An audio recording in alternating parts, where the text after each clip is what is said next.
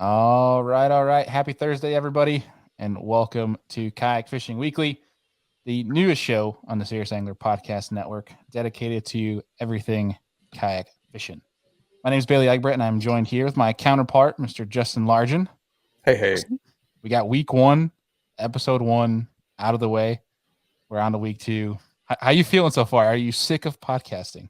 Not at all. Not at all. There's definitely the technical side. I'm learning. We've had a few little hiccups, but I feel Most like that's definitely. normal. And yeah, the actual talking fishing part, I'm loving. I'm loving. Yeah, and the operational part has been 100% my fault. Where Justin and I literally got maybe 5 minutes into episode one, and I never clicked record. I can't say anything. I still have no idea how any of this works. It's amazing that my microphone and I've got the headphones today. I'm feeling professional now. Yeah, I kind of almost feel a little bit more stressed on this one, if you will. Not in a bad way, but like Serious Angler, Andy and I just click play and go. Like we don't really have any sort of structure. And I actually we have some sort of structure to this one. Like you and I have like an actual somewhat of an outline of the show to make sure we don't forget anything. But like, Sure. yeah, it's like somewhat more like there's editing to it. We're Serious Angler, like we just click start, end, and then publish. There's no behind the scenes work done on that. So I don't know. I enjoy it though, because I think in the end it'll be all worth it because we're excited about this for the kayak fishing space. And I'm excited for our first episode where we have a guest. Yes. And our guest Yes. today is a gosh dang hammer, a good pal of ours, and one that I have looked up to in the space. One that I feel like we fish somewhat alike. So I like to pick his brain on a lot of things. I think he's very good at articulating things when it comes to fishing, which is why I think we both agreed he'd make for a great guest numero uno. Definitely. Yeah. Definitely. He's one of those names that I would hear a lot. And then when I finally got to compete against them, usually I'm looking up in the standings at him. So. Yeah. There's I don't think there's been an occasion where I've looked down and I'm like, oh, I beat Adam. I don't think that's ever happened. But before we get Adam on here, there's a couple things obviously we're gonna go over. Being that we told you guys we'll be trying to keep our best finger on the news and things of that to keep you guys up to date what's going on, whether it's tournament fishing or just kayak fishing industry in general. And right now, obviously, there's not too much buzz industry wise. Of course, when there's going to be new models of kayaks, things like that, we can be here to unveil those. But right now, it's kind of the heat of the schedule announcements for next year for kayak fishing tournaments, and it's the heat of championship season, and specifically for you two. I get to sit here in cold New York while I had a couple inches of snow and cheer on you guys. As this episode is dropping, you'll be getting ready to fish day one of the Hobie Tournament of Champions. Are you feeling ready for it? Not really. I'm looking forward to it, but ready. When Hobie made the announcement, I think they made it at the Bassmaster Championship or at the Classic Expo. So around the same time as we were finishing up the Bassmaster Championship, which was also on Chickamauga, and I did absolutely terrible. I've been down there a couple of times now. I've had 2 top 10 finishes when there's water in the lake, and then in the springtime, and when we're going to be there, it's like something like 5 to 7 foot below normal pool. So all the stuff where I know how to catch fish is out of the water. So hey, all it is it means there's less water you have to look for them. That's all it is. There you go. So I feel as good as I possibly can feel about it, but I'm under no illusion that this is like setting up for me to go down there and just whack them. So now, if there's one thing I've learned about you as an angler is that you're very strong mentally in regards to you keep an open mind about it. So I got faith. Same with our guest today. We're gonna tap in. He seems very strong when it comes to TVA, and I got a feeling like he's pretty excited for this one. But before we move on to that, obviously Tournament Champions, as this episode is being dropped, is about to begin. So we'll keep tabs on that, especially social media wise, keep you guys up to date on things that might transpire throughout that event. For our Northeastern folk, the Elite Kayak schedule has been announced. So we'll run through that really fast for you guys, but we'll link it down below too. May 4th at Great Sacandaga Lake, June 22nd at Raystown Lake, July 20th at Lake Winnipesaukee. Did you fish that event when Hobie went up there? I did. That's my my win was up there. You would not believe what my wife's cat is doing behind me right now, but what I can't see it. Don't even worry about him. Hey, his decisions are his decisions, man. So, survival of the fittest. August 17th at St. Lawrence River, September 21st at Kennebec River, and then October 12th and 13th for the championship at Candlewood Lake, which that one is going to be a smash fest, I will admit. So as these schedules come out, we'll try to do our best to keep you guys up to date on what's coming out. And I'm sure as the major trails have announced theirs, we'll have like a little preview show, if you will, or at least a segment dedicated to those. But anything else across industry-wise that I may have missed there, Justin? Not in the industry, but I am curious about some of those lakes because I'm a little further south. So I've been to Candlewood, or at least close to Candlewood. I've been to Winnipesaukee, but I don't know anything about those other lakes. So what's your take? Is that a good schedule, or is that going to be fun? Is that setting up well for you, or would that set up well for someone that's more my style, or maybe both? So the two on here, Raystown Lake and Kennebec River. I believe Kennebec's up in Maine. I did a little bit of searching this morning when it was announced, and they looked good. I have no idea about them. I mean, the Maine one looks pretty cool because it's up in Maine in the middle of nowhere. Same with like Great Sacandaga, where that's an Adirondack lake, where it's up in the mountains, beautiful scenery. It's just riddled with super tiny fish. But if you're a guy that likes electronics, it is an amazing place to go graph because it's a sunken valley with a bunch of like old town and everything's there. Like when the water's down, the church, like the cross on top of the church, sticks out of the water. Like You can it's see like the houses and the church and stuff. It's like a city down there. It's pretty gnarly. It definitely has giant fish in it, but it's like get 70 high inches and you might be in the top 10 kind of place. Okay. So somebody that wins could have like a low 90s, if that makes any sense. But selfishly for me, no, it doesn't set up well because just about every event is on top of one of our NYKBF events, which is numbers wise, probably one of the biggest, if not the biggest local trail in the Northeast, which it's kind of a big bummer, but gotcha. It looks like I can make Lake Winnipesaukee, so I might try to make that because if you top 5 one, you can make the championship because I really want to fish Candlewood because that sets up perfect for me. I'm bummed about the St. Lawrence River event. I can't make that one because I love St. Lawrence River, especially if they'll have the lake open. Because I love getting out there. There's some big old Great Lake smallies. I've seen some of your Instagram posts on that lake. I do enjoy me some Ontario smallmouth. I don't think anybody doesn't enjoy themselves some Ontario smallies, but nonetheless, as those get closer, we'll talk about schedules and things of that nature. But for now, Justin, I'm excited about our guest for today because we're gonna get Adam on here to talk about. There's so many different topics we can have Adam on every single show because I feel like he's very well versed. But what we're intrigued about here is going to a brand new body of water in a kayak. And the different variables you look for when it comes to breaking down such a piece of water. Because in a kayak you're confined, right? There's only you're not you can't be very fast. There's not too much water that you can cover. So like from the get go, how you break those down. So I don't know about you, but I'm pretty excited to talk about that with Adam. Yeah, I feel like there's a lot of different ways. It's like you wouldn't think that there are, but I feel like there's different ways you can do it. I kind of know how I do it. And I'm curious to hear how he does it. Yeah. So I guess without further ado, let's bring him on here. Mr. Adam RISER. What's going on, man? Howdy, guys. Bailey, Justin. Welcome. Good to see you. Glad to be. Am I the official first guest? You are. You are the wow, what a privilege. First guest what of a Kayak privilege. Fishing Weekly. Thanks, y'all. Happy to be here. For sure, man. I think you got the best backdrop of us all right now. I'm sure you wish you were there in that backdrop.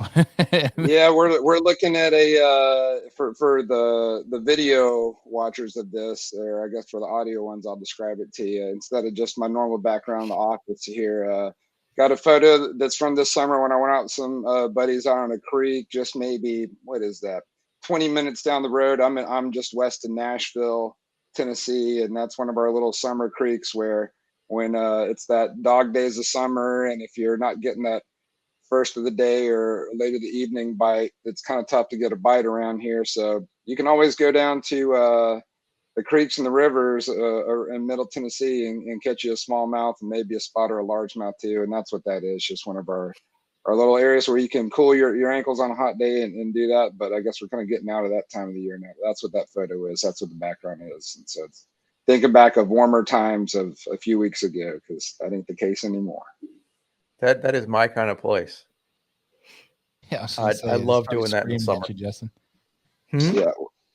I say it's probably screaming at you, Justin. Oh yeah.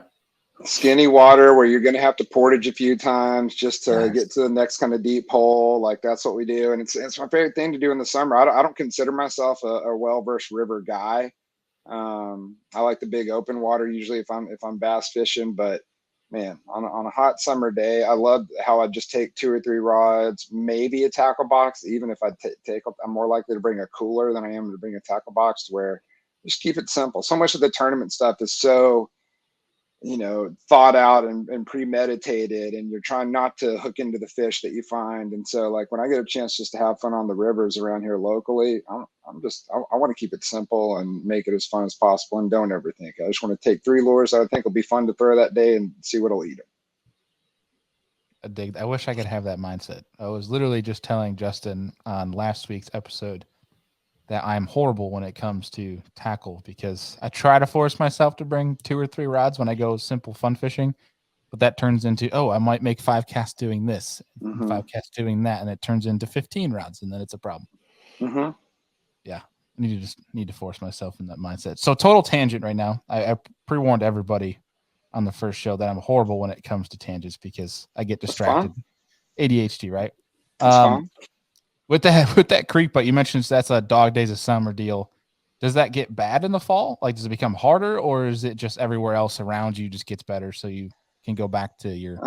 It definitely it has. Again, I'm not the guy to ask. Between Russ Snyder's is who I live with. He's my roommate, and he's a true river guide. And he'll tell you his favorite thing to do is to get after the smallmouth and the small moving waters around here.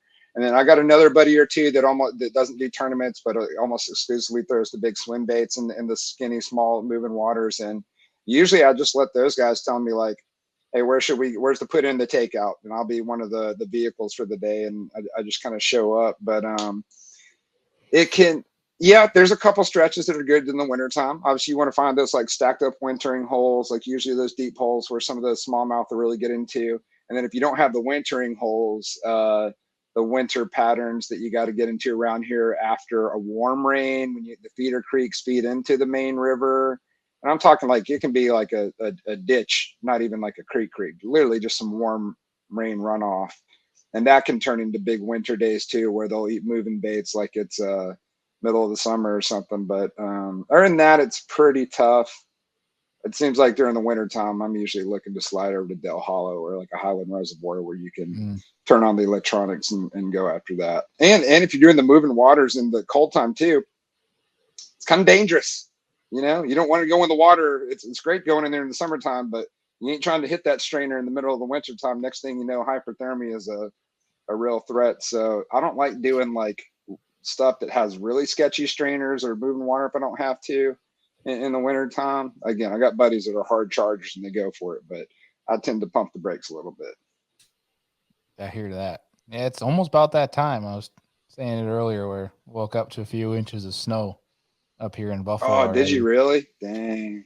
Oh yeah. So it's almost about that time where people up here in the north will be whipping out their wetsuits and things like that for trying to be safer while fishing. I'm still one of the dummies that just goes out in normal winter clothes, even though it's 38-degree water. But we'll get to that episode at some point. Yeah, the dry seats and all that good stuff. Yeah, that. Yeah, see, so I can't even name the dang thing, right? That tells you how much I wear them. But yeah, nonetheless, today's topic, talking about brand new water. You show up to a lake you've never been to before. Obviously, those your smaller acreage lakes, or rather, you can break them down pretty quick in a kayak. But some of the lakes that are on, some of the national tournament schedules, they're pretty dang big bodies of water. So it can be, if you only have a day or two to show up and try to figure something out. It can be kind of overwhelming from a kayak. But like yourself, having a lot of experience, you've seen a lot of different locations and bodies of water, places that are very unique to each other. We kind of want to run through with you kind of some of the variables you would look at on a brand new body of water when you're in the kayak. Obviously, you're confined to certain limits, if you will, but what you look for universally, if that makes sense. It does make sense. And it's a good question too, because you asked me that question a year ago and my answer is a little bit different than what it is now. And that changing factor is live scope, is electronics. Like I've been using live scope since January this year, January 2023. I'm still learning it, and I haven't been fishing a whole lot in the last few months either. And my fishing has been like without electronics on skinny water too. So even though it's my first year with live scope, I've got a lot to learn, but that piece of technology changes how you can break down, show up at a new place or any place, and decide what you want to do. So I'll preface it in saying that I'm still learning how to practice with live scope, but my foundation for showing up to a new place, no matter what size it is, I kind of use the method, what I call getting a head count. I like finding how dense the population of all the different species are in that lake, for one, knowing what species they are and how many of them are there, so that, am I graphing up a bunch of drum? Is it a bunch of yellow perch? Is it like bluegill? Maybe it's a body of water that doesn't have a lot of biodiversity or just a lot of bass in general. And so if you mark any fish, that's something to take note of. Whereas a lot of these places that we go to are famed fisheries or healthy places, but they got a lot of everything swimming in there. And so getting a head count, knowing we're after the bass, so that's the main thing. But obviously finding forage and finding like, okay, there's tons of bluegill on this creek or this end of the lake here. I'm making that note over some other things that I'll take notice of. And so one of the ways that I get those head counts is I'm a very, very big visual fisherman. Even well outside of the spawn, when you think of putting on your polarized sunglasses and standing up and looking at them, I still like learning as much as I can from clear water. So usually if I'm showing up somewhere new, put me towards the dam, put me on the clearest, cleanest, deepest water near the lake. And I'm going to use my eyeballs a lot. I'm going to look and see how often do I see bluegill swimming around in the backwater? How often do I mark balls of bait in the deeper water, and how prevalent are they? And what kind of bait is it? And you can do a lot of that with electronics, but nothing's more real than standing up and seeing, oh, there's a bunch of bluegill that just swam away because I saw them with my eyes, because I'm in that clear water. So I feel like I can get my clues that I want quickest by using my eyeballs. Now, you show up to a place that's muddy water or stained, like across the board, Coosa River, Lake Dardanelle, places like this, you ain't gonna see anything. You got to find like the very like few and far between springs to hope to get your clues by seeing it. But a dirty water place, you got to go up and get your clues otherwise. So yeah, if I'm showing a new place, I'm usually launching near the dam. Going to where I can find vegetation, pieces of cover and structure that should textbook hold some fish, and just seeing how frequently you see life. It doesn't need to be one type of fish or another, as much as I just need to see that those fish are agreeing that this part of the lake we are happy to be in for whatever reason that is, and that's going to change season by season. So between my eyeballs and my graph, I can usually get an idea of like, okay, there's at least this going on here. Now let's pack up, go to a different ramp, maybe mid-lake, and then you have like a third launch maybe on the complete other end of the lake. And you can get a little bit of a sample. I like getting a sample of all the different areas. And then if we're talking like a Hobie BOS tournament, we might get 3 to 5 days of practice in. Some are less, some are more, depending on how it is. But if I can spend one day at each end of the lake and then use my other day or two to hone in on where I feel most confident in committing my time to, where I think I'll probably end up like fishing here for the tournament, or man, there sure is a lot of good stuff here. It seems like something, you can make something happen on this end of the lake. That's usually how I do it. Now, if it's a 1 day thing and you only get maybe no practice or 1 day of practice, then you got to you almost got to commit to an area that kind of falls into your strengths and wheelhouse, and then kind of break it down from there. And having a motor on the kayak's a lot different than not having one too. So these are all factors and variables that you got to consider. But it seems like most days, most guys have motors that are probably listening to this or involved in our sport. So you can cover a lot more water than you could the last few years ago when the motors weren't quite as prevalent. And now with the advancement in electronics too, you're combining all these resources and you can actually break down water pretty good, even if it's brand new or unheard of, without doing any of the internet homework ahead of time too, which is a valuable part.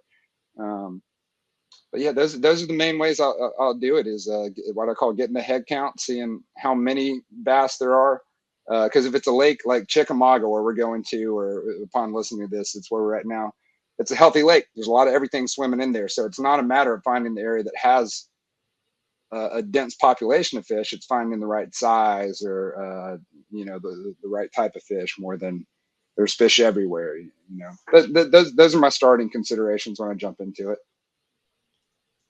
Do you see, Justin, why I thought Adam would be a great guest number one? Because Yeah. that is some juice, man. Because I feel like there's a lot of people that, myself included, I feel like I've gotten somewhat more calculated when it comes to practice, but they just kind of throw a dart at a board and be like, this kind of looks good. Let's check this out. This kind of looks good. Let's check that out. Whereas you have a pretty good, well put together system in regards to that. Makes a lot of sense though, starting at if the fishery has a dam system, to start there, because there's going to be a tendency for there to be a lot of life. If there's to your point, so you'll get a good judge of that. Yeah. Yeah. I really like that, that using your eyes, that original live scope.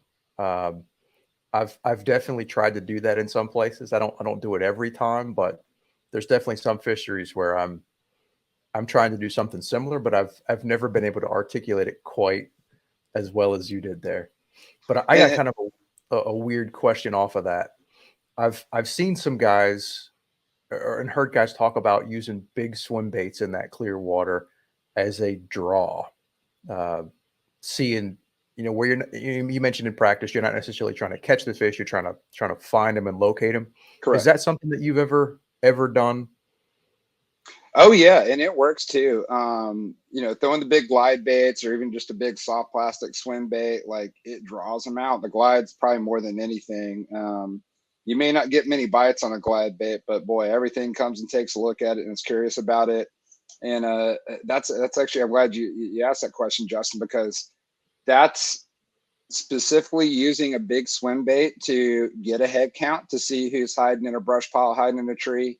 Whether you use that with your eyes or the live scope, it's going to draw them out. So whether you're looking at it on the graph and going, oh, wow, that brush pile at 15 foot just pulled out 6 fish that otherwise I didn't see there, that's super. And you don't have to catch them. You just know, like, that brush pile had them, and you do live scoping long enough, you'll learn what type of fish it is without seeing the fish yourself, or have a pretty good idea that, hey, that wasn't a catfish or a gar. That was probably something that I'm after.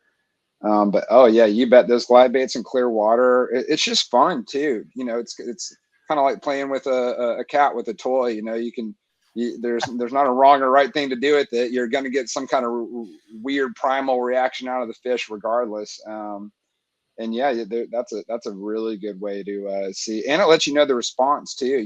Like, are they on it hot, or do they want to leave their piece of cover just for a few feet and then they peel off, or are they on it the whole way? So it kind of lets you know maybe how aggressive the fish are to chase a bait as well. But yeah, you got it. I feel like, especially in the first half of the year, when so much stuff is shallow, like you talk in the Southeast, like, especially by the time 1st of January or 1st of February comes around, those fish, every warm stretch they get, are going to be looking to make a push shallow. And with each full moon, as you get into March and April, like, that's the name of the game. They're going shallow. And so that's when I use my eyes more than anything. And I'm looking up and seeing who are the first arrivals in the early part of the year to make their push shallow. And yeah, the big baits are a really good way to do that, and you'll catch them too. You'll get those big bites doing it too. So good call on mentioning the glide baits there, Justin. It's a big part of it. Yeah, I hope I didn't drop anybody's juice or anything. But No. It's something I've heard a number of guys talk about, and I've tried it a couple times, but I've never really It's like, and I've talked to Bailey a little bit about the, like, I'm not the guy to ask questions about live scope because I don't have it yet. Mm. But I am kind of curious about it. Like you mentioned, like seeing bluegill with your eyes. Like, can you actually distinguish between some of the other species, between bass and maybe a drum or a carp or Yeah, the easiest ones to me are crappie, because especially when you first get into live scoping, you're usually scoping some brush piles or some pieces of cover that crappie hang around. And so watching, like, take a jerk bait, for example, a very common, if not the most common live scope bait for bass fishing. The way that a group of crappie will follow a jerk bait out of a brush pile looks different than what a group of largemouth following it out of a brush pile looks. Now, you may have big crappie and small largemouth that look kind of the same as far as the dot or what they look like on your screen, but it's how they react and the speed they move and how they turn. You learn that over time from looking at that screen and seeing enough fish. That's what you understand. Now, when you start getting into drum, even walleye, we don't have a lot of walleye down here, but I've definitely hooked a few walleye and catfish thinking that, oh, there's a nice couple bass hanging out there, only to find out that you're better off with the taco than you are catching that thing. But the it does take time. I'm still learning.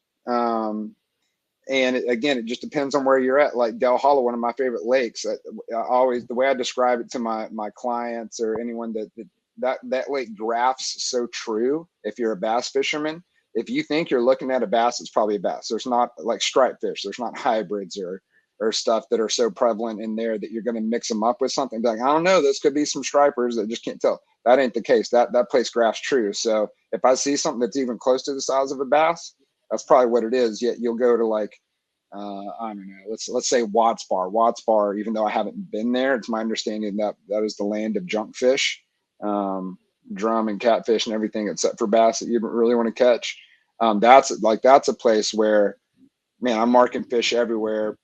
Doesn't mean it's the right one, and it's kind of tough to tell, and they're kind of eating the same bass baits too, especially the small minnow or craw profile stuff. So it's not always something you can do, even if you are really good at deciphering species using electronics. But if you can tell between a crappie and a bass, that's the main thing. You'll see a 4 foot long nose gar on there, and after catching one with that jerk bait that you don't want to lose that Vision 110, that's when you go, okay, I'm making a note not to cast at those big long things anymore on my live scope. So it takes time. I'm still learning, but I think everyone can over time understand what they're looking at there on this graphs.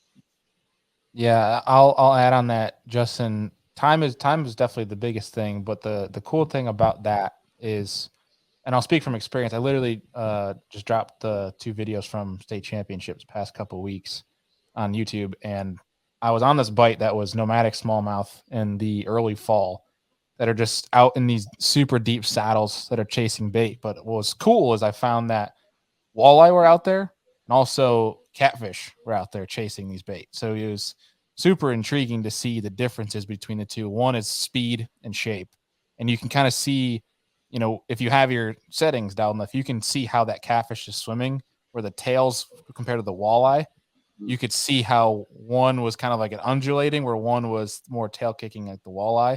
You could see how they swim completely different, where like a catfish would move faster than a walleye, but they would do like figure eights around your bait before they would eat, whereas a walleye would just slowly rise up, hover at your bait for a little bit, then eat it. But if it was a smallmouth, it was more of like a taller skin and shorter blob, and it would shoot up like a rocket after your bait. So it's cool to learn that. Then afterwards, you can waste less time, like when you're identifying those fish. But from a practice standpoint, to Adam's point, because I love this idea of a head count when it comes to a new fishery. I think that's really smart. Whether you have technology or not, you can figure this out. In that, when you're doing so and you see forage, whether it's perch, crappie, bluegills, you can see if there's bass nearby, and you can kind of get an idea over time in a control group of what are they leaning more towards. You know what I mean? If they're heavier on crappie, then if you can figure out where the crappie are relating to structurally, you might be able to find more high percentage areas, which I think that's a really cool part about it, where people think it's just a fish catcher or I'm going to target one specific fish, which it can be, but it's also a great learning tool, especially in the instance that we're talking about. It doesn't even have to be a tournament. It could be, you're going fun fishing a brand new lake and you just want to learn what these bass are doing, how they're behaving, for sure. Yeah, that live scope can be, it can be a snipe weapon. You can pick off those individual fish, and that's fine, and certainly an aspect of using that tool is electronic. And that it can also be the matter of elimination. Go, all right, no one's home. You pan over here, move over here. No one's home. No one's home. And there's a lot of just what I call knocking on doors until you finally someone's home. And so it's a lot of it's just going nope, nope, nope, nope, nope, quicker than you could if you were just out there without that technology. So whether you're picking off the individual fish or just eliminating stuff, boy, it's valuable. You'll get there. You'll get there soon, Justin. People, they're like, I'm on the fence about live scope. I'm like, all right, if you want to choose to be behind and like it is the future, whether you accept it or not, it is the future. And for now, let's shift gears from there to the folk that maybe they're not tournament focused, right? They're just out there fun fishing. They're the weekend warrior, if you will, that works the 9 to 5 and wants to go fish their 500-acre lake. That their live scope is their polarized sunglasses, as you mentioned earlier, where it might be looking for surface action. It might be trying to look at, listening to vegetation, things of that sort. I think this is where we kind of get into like your instincts, your raw instincts as an angler. And I'll kick it to you first, Justin, and we'll round out with you, Adam, on when you go to a new body of water, no electronics. What are your senses first jumping to when you launch? I guess it kind of depends on some of the factors that Adam touched on. I'm thinking time of year, because I definitely in the springtime, if it's around the spawn, I'm not opposed to dedicating my entire practice to just looking for individual fish. If it's another time of year, I kind of, I don't know, maybe the best way to say it is I change it based on the fishery. I like fishing grass, so if there's grass there, I'm looking for grass. And then if there's not grass, I'm kind of looking at whatever the other prevalent cover is. I try to find water that sort of suits my style and go there if it's available.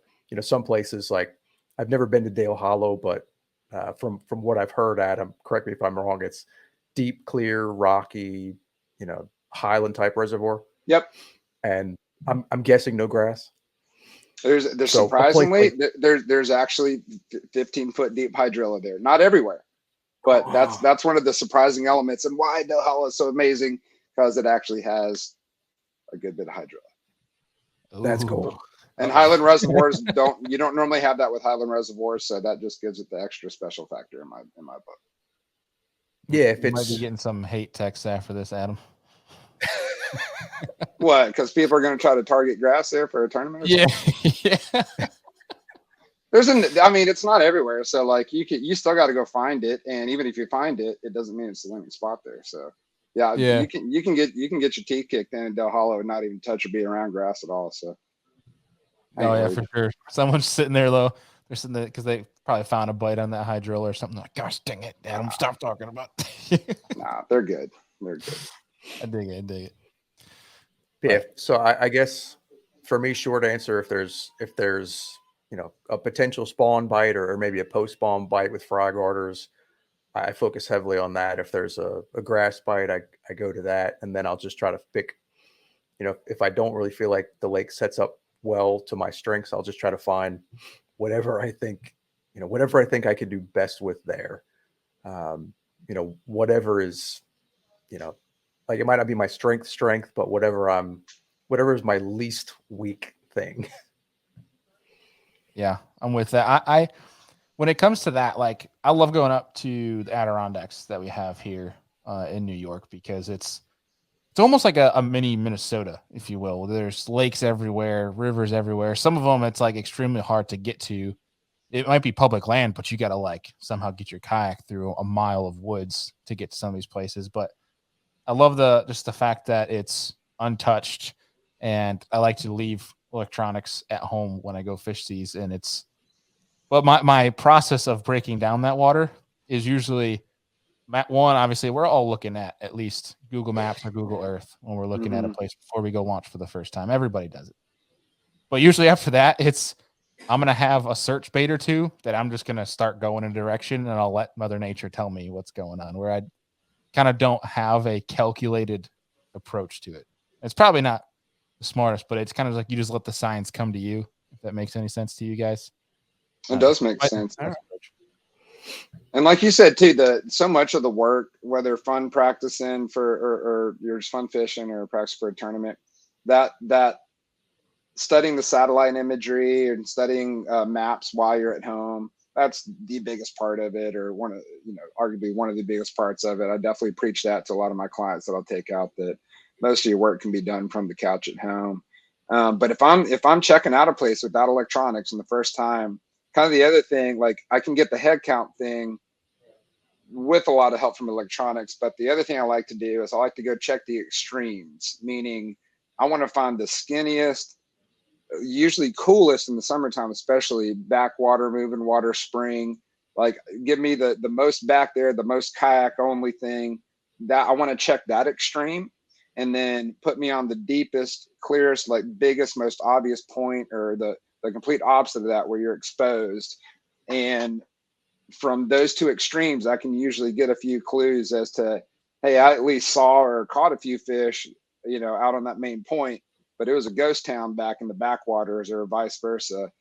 So I like checking those two extremes, and I'm usually able to rule out one of those pretty quickly and go, okay, I need to focus more on the back quarter or the back third of a creek, because it definitely seemed like it was more popping off back there than it was like out on the main lake for whatever reason. And of course, the more you're in the springtime, the more you're probably in the right mindset of staying in the shallower, skinnier stuff. And then, come winter or summer, if you're doing an offshore thing, that's probably a good idea too. But without electronics, you don't have to know the exact water temperature. You can just know, like, oh, I'm in the back of a creek and it's spring water. You can see that it's different. Again, going back to using your eyes, and you can feel that it's cooler back there, and you get out on the main lake and feel that it's like some bathtub water, like, oh, there's a big difference here. Is the answer the in between, or is it the extreme for one of these two? So usually I like checking off one of those first, just like checking off an extreme, finding the one that I kind of don't need to mess with. That way I can give more attention to maybe only running the backs of creeks, or only running main lake points, or one of the two. That makes perfect sense. That makes way more sense than just launching and going. Yeah.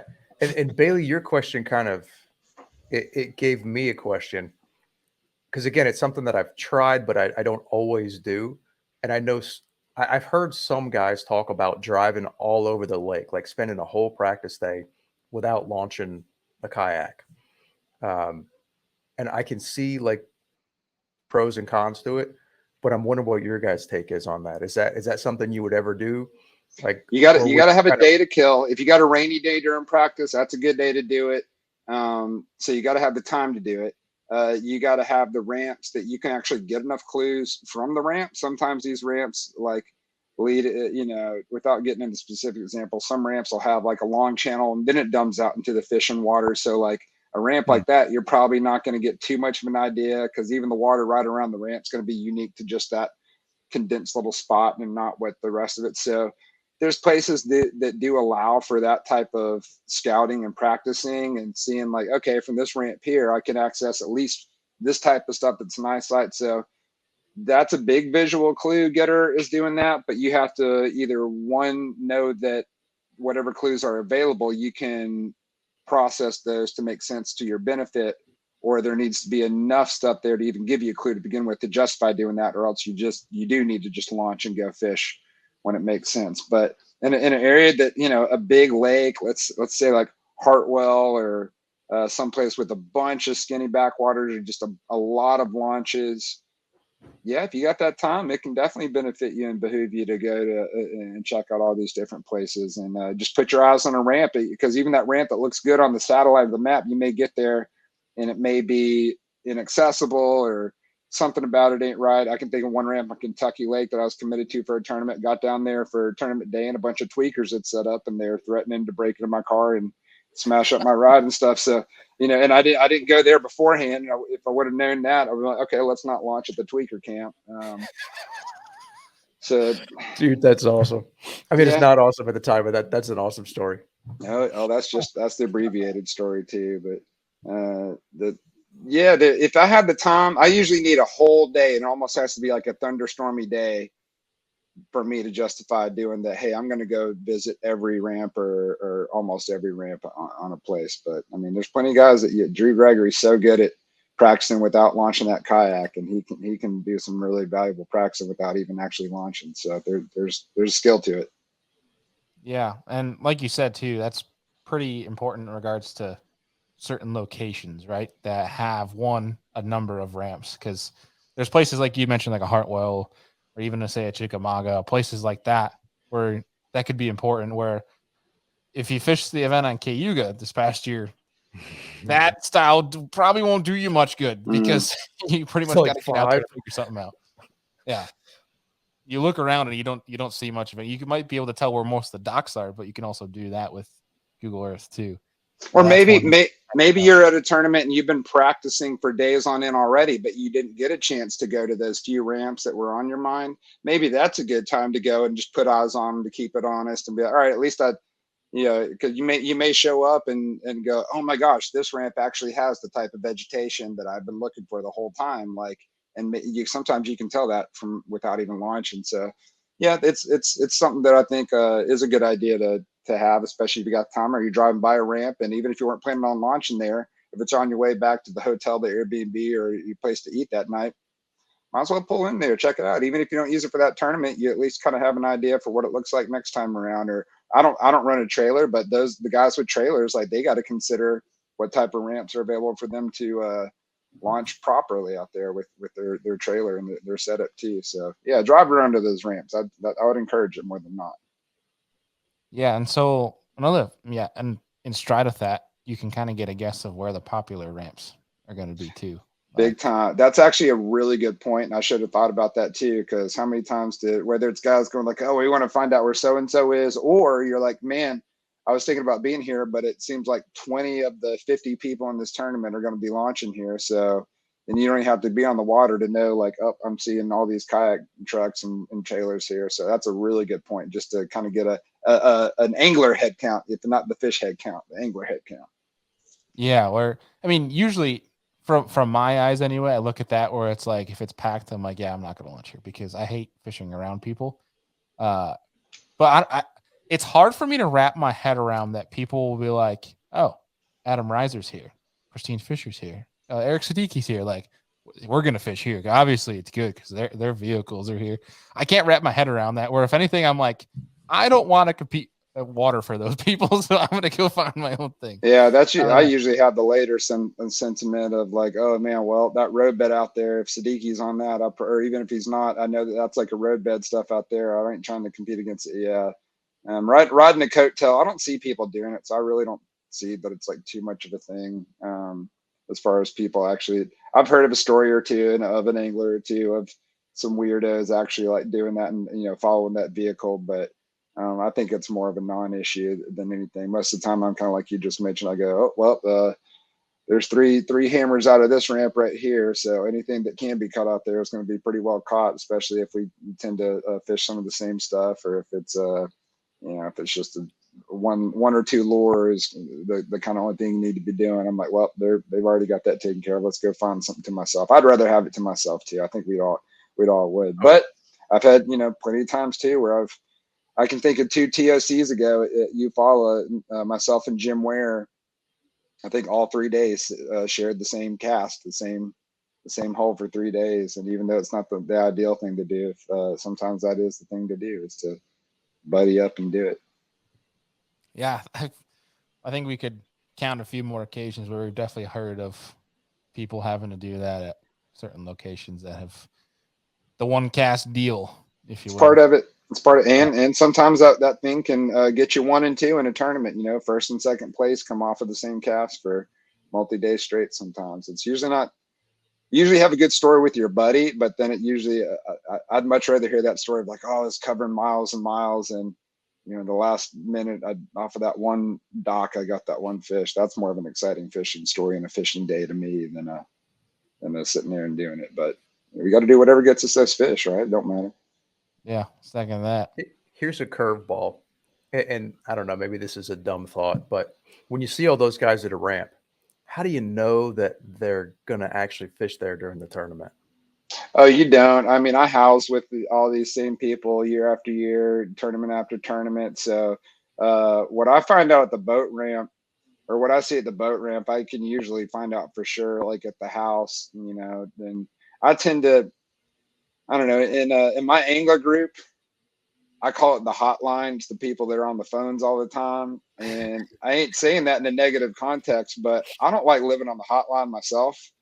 And so I try to intentionally like stay away from a lot of the chatter. But I mean, if you're having dinner together with a group of people, you're going to get a little bit of like, so you thinking about going out on there on Saturday, or what you think? Did you crush them out there today? I thought that was you out there, that kind of thing. Like, so there is going to be a little bit of conversation that happens regardless. But I usually, as far as like what you're getting at, Justin, is like, how do you approach not stepping on toes or not getting your toes stepped on? And I think that if you're just a good communicator, both on and off the water, you ain't got to worry about that. And if you have a history of giving respect, you usually have then commanded respect for yourself amongst your peers and anglers. And I found that the good communication and the established respect keeps me clear of any drama, any stepping on toes on the water, or if we do show up and found out like, hey, we picked that same starting spot and we're both like excited about it, there's usually a good way to communicate how to share it. So I think a lot of instances where there's drama or spot hopping on other people's stuff is really just a lack of communication skills for some people.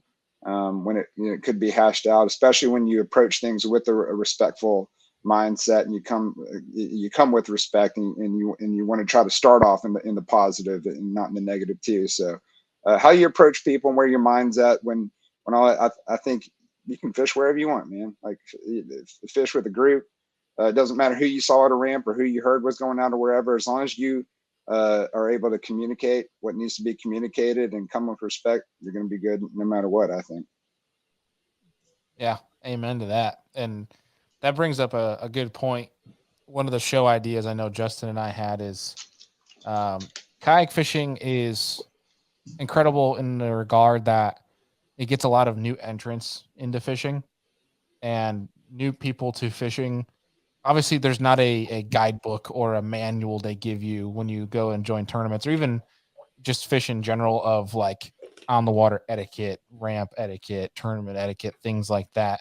Where obviously these aren't like there's specific rules, but then there's the the quote unquote everyone calls them the unwritten rules, if you will, that Correct. Veteran anglers or at least anglers that have been around the sport for a while will understand. Having a show that can be centered around that, the big things to know, the things to remember, whether you're at a ramp or in a tournament, or even you're on the water in general and you're fun fishing, but there's another tournament going on, things just to be aware of, because it's not to the fault of the people that are new to the sport. It's just if there's no one to teach you, then how are you supposed to know?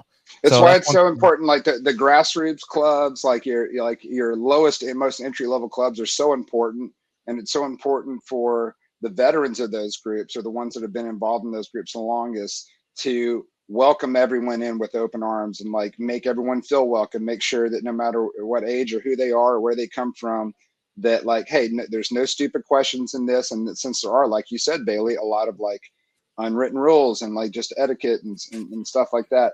That's why again, like welcoming people at the lowest level will set them up to be the best. And year or two later, when they do cross paths with you on that fishing hole, they're going to be educated with the respect and the knowledge on how to approach them. So I'm just such a big advocate of making sure that the people that feel intimidated about jumping into kayak fishing, or maybe they enjoy fishing but they don't want to hop in that tournament because dude, if you look at the roster on our local club here in the Nashville area, like who fishes our club, like it'd be easy to get intimidated by who's in that. So I think just making sure people are welcome is the number one thing, and then they'll be receptive to whatever you need to teach them. Hey man, like if you ever cross paths with so and so, or go, this is how you need to approach it. So having some mentorship and welcome and open minds go a long, long way for clearing out all that stuff.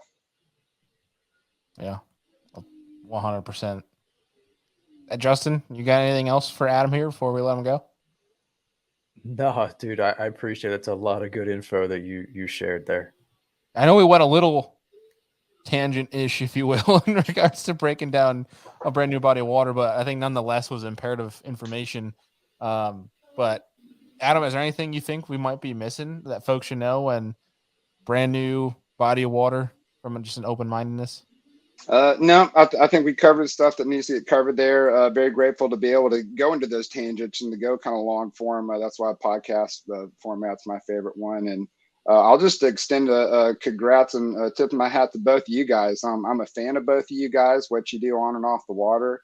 And like, it's been really fun. Like, I know I can learn a lot from Bailey and his offshore stuff. And one of these days, like, we'll get the fun fish together instead of just running into each other at practice. And then likewise with Justin too. Like, I've seen Justin in the mix a lot more this year, especially.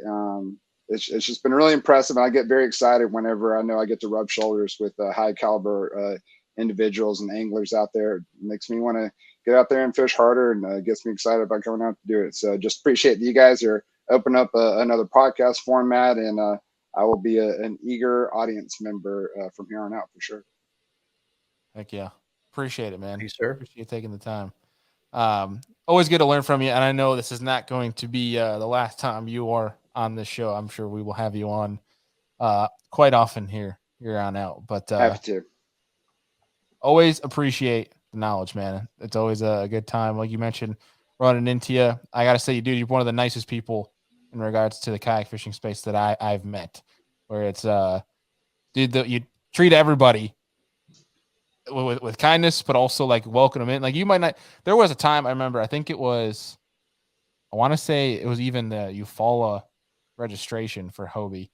And I could have thought you were best friends with the person. And then you shook hands with them as we were leaving. And you're like, oh, it was great to meet you. And I'm like this dude's just a nice guy. That's all it is. But I just got to give you a little bit of praise there, because that's what kayak fishing is all about, man. So just wanted to. We're all people. We're in this sport where we can have all kinds of different lives and differences and different worldviews and philosophies, but we all agree. Catching a bass is awesome, and whether it's the stuff that leads up to it or the actual, reeling that sucker in, like, it's kind of the best. I've done a lot of fun things in my life, and have a lot of good experiences, and I'm very fortunate for that. And I still struggle to find much things better than catching a bass. So I say, let's celebrate our commonalities, which is we have fun catching bass. Could not agree more. Well, dude, again, thank you so much for joining us here. Appreciate it, guys. The first ever guest of Kayak Fishing Weekly. People give it up for him. But Adam, thank you so much, man. We'll talk to you soon. Thanks, guys. See you out on the water soon. Yes, sir. Good luck on Shigemoto. Yeah, see you there soon. I don't know, man. You got to go compete against that guy this week. Taking the wind out of my sails a little bit. No. You are there for a reason, man, and you'll be just fine. But nonetheless, obviously amazing information there from Adam, and it will not be the last time he is on Kayak Fishing Weekly, because he is a foundation of the exact knowledge that you guys just got to hear. And seriously, one of the best people I have met across the entire fishing industry. I think I've maybe hung out with him once or twice at a registration, and I consider him one of the buds when it comes to the tournament side of things, and people that I know. We've maybe known each other a year and a half, but I know it's somebody that I can confide in, use as a soundboard for some legitimate topics that are concerning kayak fishing or just fishing in general. And you don't find too many of those people, so I definitely appreciate it. But man, we're coming up on the last segment of the show here, the Kayak Fishing Kings and Queens of the Week. It's a pretty good reception around the last show. I know there's some people that are pretty excited to hear about that being introduced into the show, and we obviously have another 3 for this week. The goal is to always have 3. There might be some weeks where we have 4. There might be some weeks where we have 2. But there's always people deserving of some little bit of recognition. And we're always trying to spice this up for you, if you will. So let's get this thing started here, eh? Yeah, let's do it. Could you even hear it just now? Very, very faintly. Yeah, of course I had my volume down, but let's kick it off. The second week of the Kayak Fishing Kings and Queens. So Justin, kick us off. Who do you have for first on our Kayak Fishing Kings and Queens of the week? So first Kings of the week, for me, the guys at Uncle Larry's Outdoors. It's a YouTube channel. I don't know those guys personally, but they have got a video. It's not brand new. I think it's been out for, I don't know, maybe 6 months. It came out earlier this year. But to me, that video embodies what kayak fishing is. It's like what I love about it. I'm going to guess a lot of you guys have seen it, but Bailey, if you want to roll it, it is an awesome fish catch. Like just kind of the raw emotion that's into it. Yeah. And then, I mean, these guys did, kind of what I like to do. They found a remote body of water. They took some lightweight, simple kayaks, got them into this backwater, and just hooked up with an absolute monster. Yeah. Well, let's roll it right here. We'll put the volume down a little bit because there will be some screaming from Glenn. He was really, really nice enough to send a whole bunch our way. Literally the best. I'm happy when I get one like that. We're like, it might be a worm bite, but it's been windier today. Oh, yeah, it's not a worm bite. I mean, it's not a quick pause. Like we talked about verbatim on episode 1, where you can go out in a Walmart kayak, $150 kayak, and do these things. Obviously, some of these rocket ships that we have now that we have for kayaks, that's a comfort thing, right? That's getting down the rabbit hole. You can start here and you can finish here. It's you don't need the fancy gadgets. Worm bite, turns out. Giant. Oh, giant. It's a giant. So. It's a giant. It's a giant. Oh, the baby.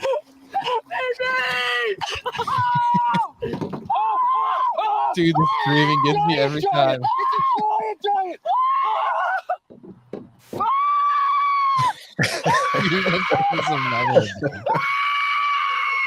Well, for anyone that's listening to this down the road, they're just screaming coming through their car. Dude, if they haven't seen this clip, we'll link it down because also the Uncle Larry boys put out some incredible, just like authentic content that's just going back to the days how we all started fishing, where the passion stemmed from. So honest to your point, definitely a very deserving kayak fishing king of the week. I think that might be kayak fishing king of 2023, if I may. Honestly, that was the clip of the year. I don't know that I've seen a better fish catch video with the emotion than that. It's just awesome. I mean, if someone asks you, says, "Why do you fish?" Just show them the video. That's exactly why. That's raw passion, man. I love that. So moving on to the second kayak fishing king of the week. We have I decided to go with a fellow Northeasterner, a guy that's taken my money this year. And he's had a pretty stout, he shows up in these national events. He's done a couple like the Hobies and such. Always he's cashed. But in the Northeast here, I'm going with Nick Audi. He's a guy I've had finally the pleasure of meeting at a elite kayak fishing event. The dude won the Hobie Trail at Lake George. Or not Hobie Trail, good Lord. The KBF Trail at Lake George. Won 2 elite kayak fishing events. I believe he won 3 last year. Don't quote me on those numbers, but the dude's a straight hammer. It's if he's in an event, he's going to be up there. And he's one that I haven't seen a lot of national name recognition. I think he's one that you should, because as he gets more progressed into being able to take on the national trails, I think he's one where it's a lookout, because the kid's stout. You know, when it comes to shallow largemouth, it get nasty, and also when it gets offshore, and whether it's scoping or just offshore smallmouth, whatever, he's done it all, and he's shown that he can do it all. So I I'm going to drop his social media down below in the description for YouTube and the MP3 platform, so you guys can drop him a follow. Highly recommend y'all doing that. That is second. Number 2. Round us out, Justin. Who's the last one of the episode? Number 3 is I don't know if anybody's familiar with the native no limit tournaments. I've only fished one myself, but it's a really cool format. They had one October 28th on Lake Fork, one of the top lakes in the country, 124 anglers. And the guy that took home the bacon, Larry Hill of Texas, from what I could tell, 178 and 3/4 inches with 11 fish. And that was a couple fish more than anybody else caught. So it was a nice cushion that he had there. And I checked out his Tourney X profile. Not sure if he's done anything on Fishing Chaos, but I checked out his Tourney X profile, and he's done a number of tournaments in the state of Texas. But from what I could tell, that's his first win, and that is a heck of a tournament to have your first win on. So congrats, Larry Hill. Yeah. Round of applause in the on the chats for Larry. That's awesome, man. Getting the first one out of the way is always the road to many more, so they say. But nonetheless, pretty stout. And another week of your kayak fishing kings and queens of the week. So, man, great episode today. It was good to get Adam on here. Learned a bunch from him. And you two, I mean, as people are listening to this, the TOC is about to kick off. And, man, I'm wishing you both luck. I'll be keeping along, and I'm wishing you the best when it comes this week. And either bring home first, or we won't see you on the show again. I'm just kidding. No pressure. Well, I appreciate it, Bailey. It's either way, win, lose, or draw, we'll be back to talk about it next week. That's right, folks. Appreciate you guys again. Appreciate you so much for obviously listening to episode 2 of Kayak Fishing Weekly. As we mentioned last week, you can find us in every MP3 on YouTube. And if you're not already, please give a rating and review on MP3. It'll help us out big time getting off the ground as we bring more of these episodes your way every Thursday morning. But as always, folks, appreciate you. We'll see you next week.